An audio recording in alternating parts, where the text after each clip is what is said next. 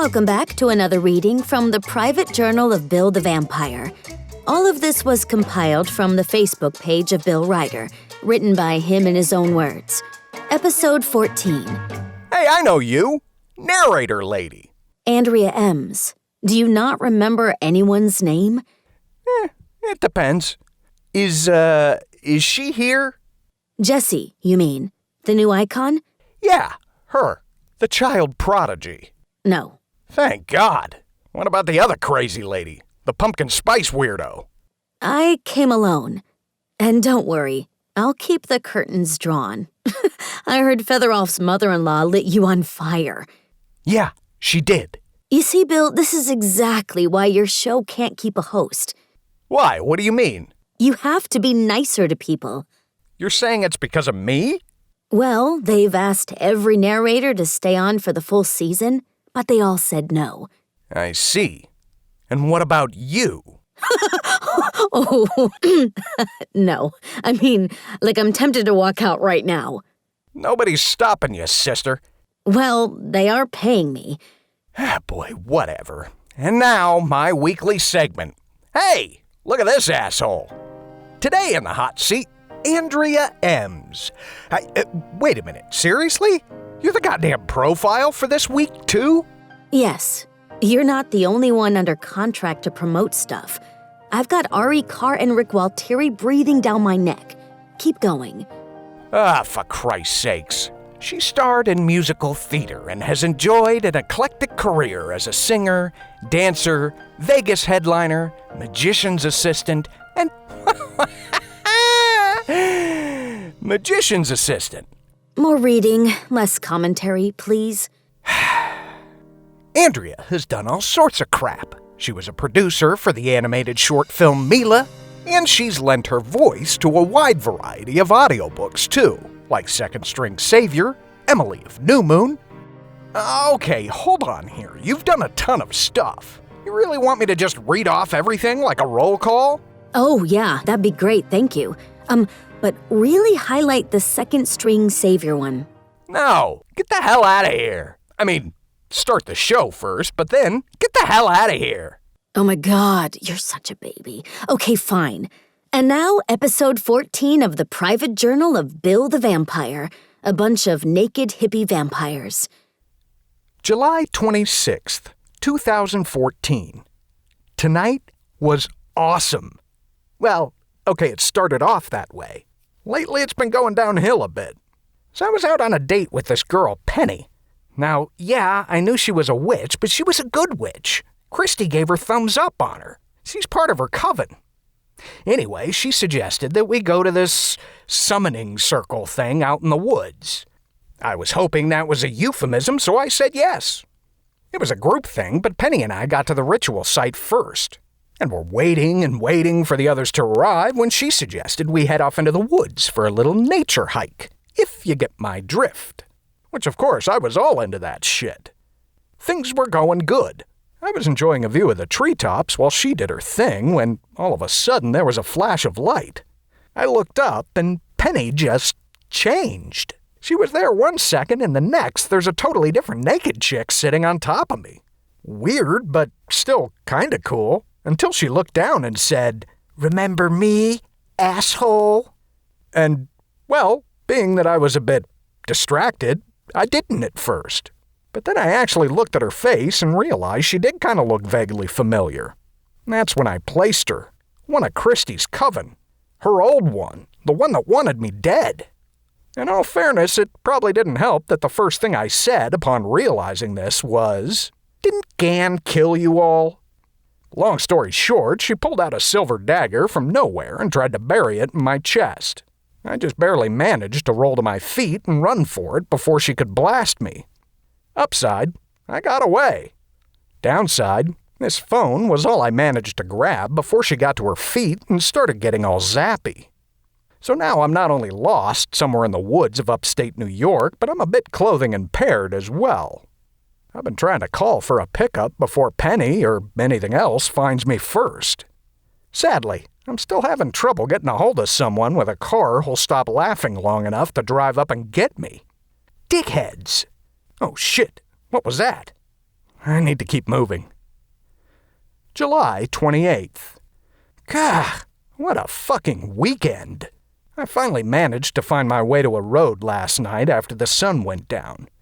Ed agreed to come pick me up. Fuck you, Sally. Of course, before he could get there, a cop came along. Guess my pasty skin isn't particularly good camouflage because he turned on his flashers. Jeez, you'd think standing on the side of the road bare-ass was a crime or something. Aren't there real criminals they should be worrying about? Unfortunately, when I tried to double back to the road, I realized I wasn't alone. There were things blocking my path. Big hairy things from the look of it. Been running since then, but I don't have any delusions. It's quiet, but every so often I hear a branch break nearby. They're chasing me, and it's only a matter of time. I'm gonna have to make a stand sooner or later. Now, if I could only remember how Arnold Schwarzenegger made all those jungle traps in Predator. July 29th. Okay, shit just got weird. So, those Sasquatches I saw the other night were tracking me down all day.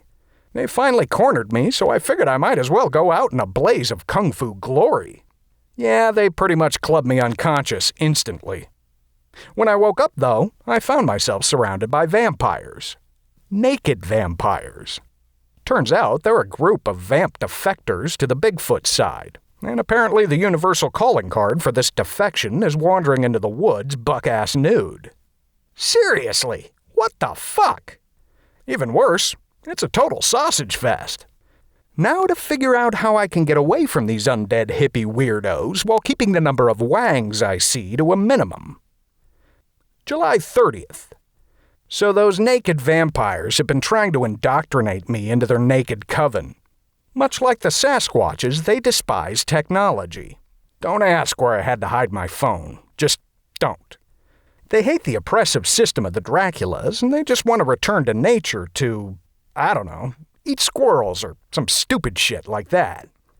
Oh, and judging by their smell, they share the feet's disdain for bathing, too. Just wonderful. On the upside, they do keep some of their old clothing hanging from the trees as reminders of their old oppressed ways. Methinks I see a possible way out of this fuckery. July 31st. Yes! Take that, you hippie suckers!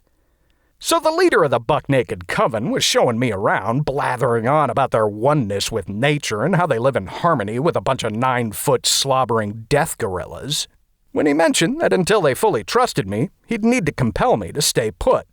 Finally, some fucking luck! A vamp who didn't immediately know who I am. Needless to say, I played the good glassy-eyed thrall until they were all distracted. Then I grabbed a pair of clothes from the nearest tree and hightailed it away from the Swiss family Nosferatu. All I'll say is, my God, it feels good to have some fabric between the Red October and the rest of the world again. Sure, the clothes were hanging out in the open for a while and are, well, a little infested, but screw it. I'll just burn the damn things when I finally get home. August 2nd. Finally found a road. Thankfully, now that I'm wearing pants, I can stand on the side of it and not draw the ire of any passing cops. Hopefully. Oh well, just enough phone battery left to call Ed again for a ride.